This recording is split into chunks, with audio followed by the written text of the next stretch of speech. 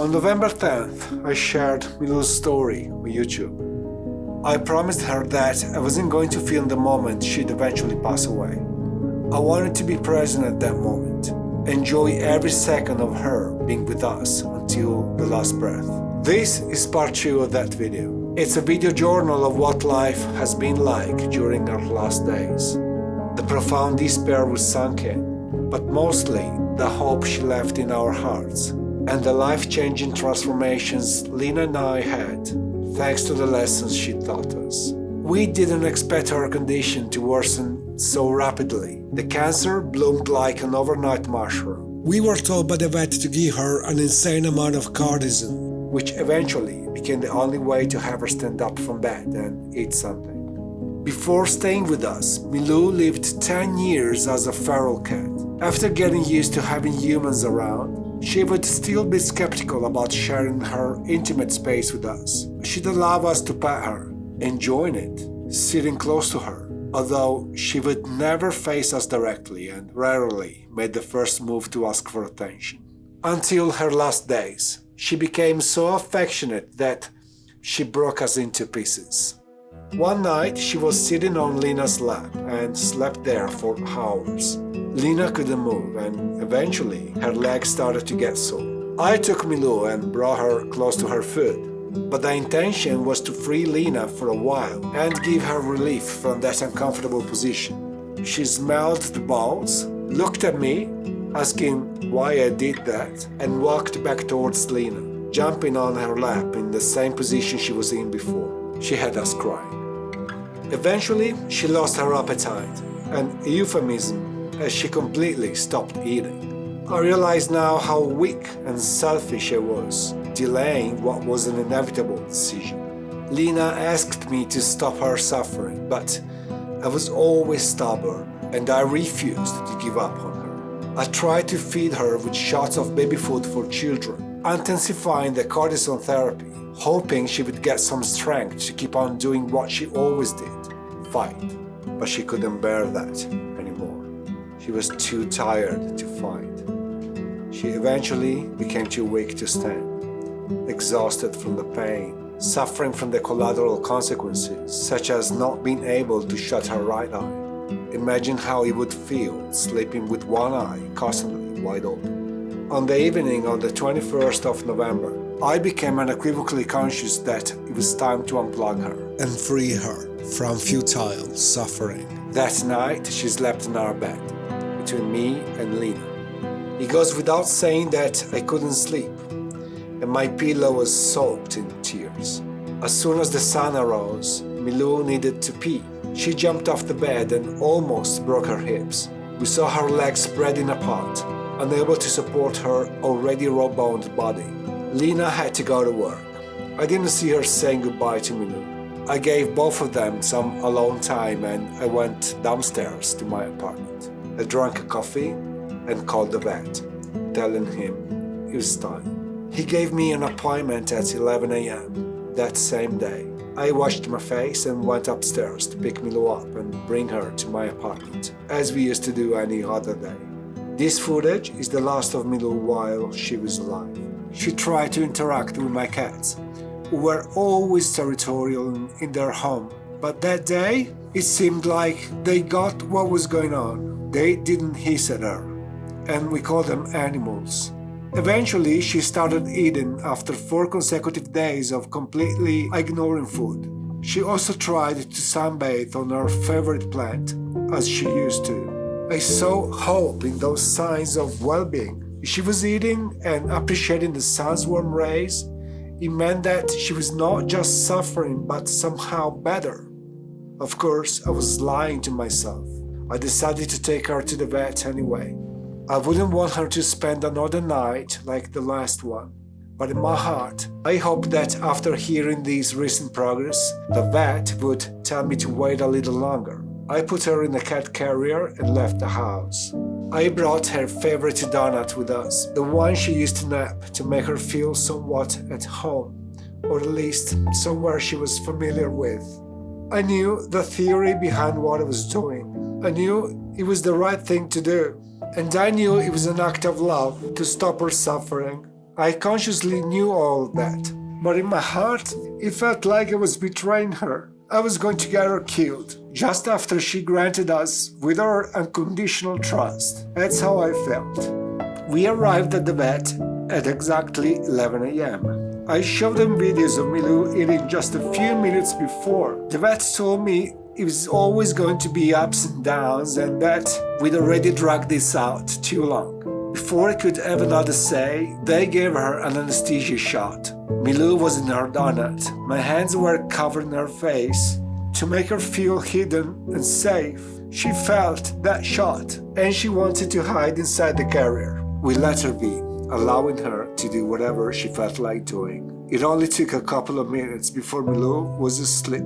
The vet took her out from the carrier, shaved her back leg to reveal the arteries, and gave her a shot of Xanax. He put on the stethoscope to hear Milou's last heartbeat, which was heard at 11:13 a.m.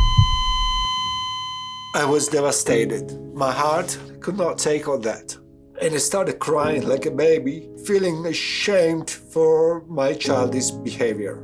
I left her little body there, together with a piece of my heart. I went home. While walking in the streets, I couldn't stop the tears from flowing and I messaged Lina. She's gone. I went home and removed all traces of her presence. The food, her balls, the mats, her napping blankets, everything. I didn't want Lina to come home and see her anywhere in the house, to prevent her from breaking down every time she saw her things around. Of course, it didn't work. As I'm writing this, it's January 2024. Almost 60 days have passed, and we still miss her so much and see her everywhere in the house.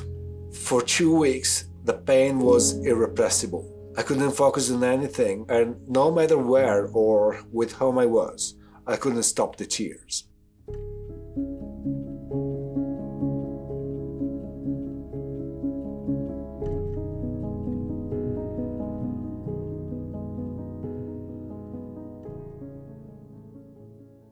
We saw Milou again at the crematory 2 weeks later. She was lying on a soft cushion and covered with a warm blanket. I don't know what they did to her, but her body wasn't rigid. We took her in our arms and brought her close to our hearts, hugging her little baby for the last time. Writing about it is bringing all that pain back. We stayed with her for about 15 minutes, then we gave the person at the premises the clearance to start the cremation. We waited in a private room for about an hour, watching all the videos and pictures that we had of Milou, until they gave us the urn with Milou's ashes. There was only one thing left to do. My ashes will be spread over the place I grew up. I want to tell my fellow felines that humanity isn't bad after all. Some humans can be trusted. For each and every one of us, there is a hope that someday a kind soul will notice us with eyes full of love and empathy, and will take us to a place where we can be safe and live like princes and princesses.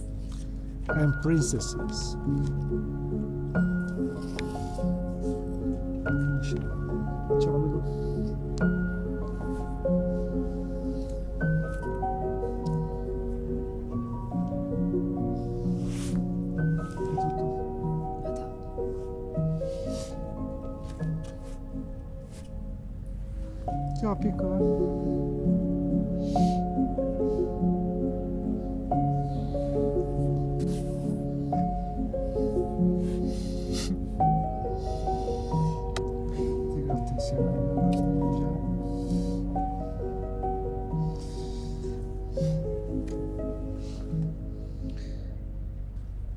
That day, we had another task to complete.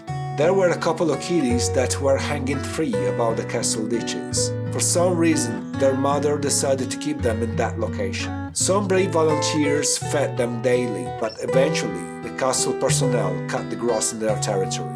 leaving them exposed to the public and the dogs that roamed around the area. We were told that a dog had already killed one of the kitties, so we decided to prevent this from happening again and spent that night trying to capture the other two with a trap cage. After about 2 hours of waiting, we managed to capture the first one, and the night after, her mother. The second kitty was taken by Rosie, the colony tutor. We started looking for a home for the kitty and took the mother to get neutered. Both cats stayed with Patrizia, a wonderful woman whose story deserves to be told, until this happened.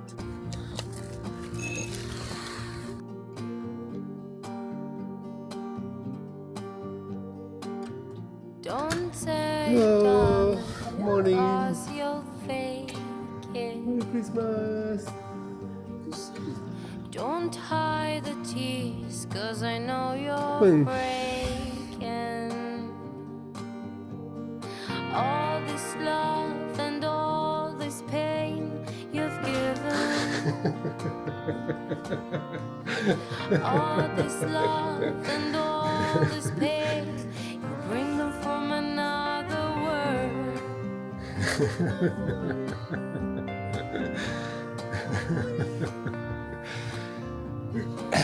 Another tear just burst from the side It's a of cat. her eye. And I know Perché what piangi? you sing, and I know what you fucking lie. All this world, Sempre da qui.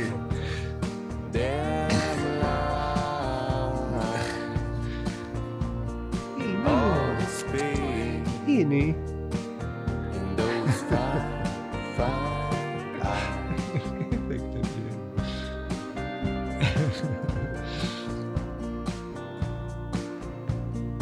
All this love and all this pain you've given. We called him Nano, and he brought new joy to our house. It took us about 3 days to decide to adopt her mother too, whom we called Lara Croft. One day, while feeding the feral cats at the castle, I saw Nonnina, which means little grandma, suffering.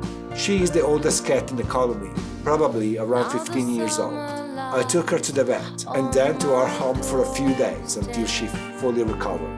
Before Lina and I decided to be a couple, she had doubts about me, like Milou did with us. It took Lina a while to trust me. And among all the things she was unsure about is the fact that, this is what she literally said, I live with animals because I have 2 cats. Well, Lina now has 3 cats, thanks to Milou's legacy. Initially, we thought that we were helping her. It turned out that she taught us some lessons that will live with us forever. She transformed our lives. All this love and all this pain. Thank you, little angel. We miss you. But you'll always be with us in our hearts.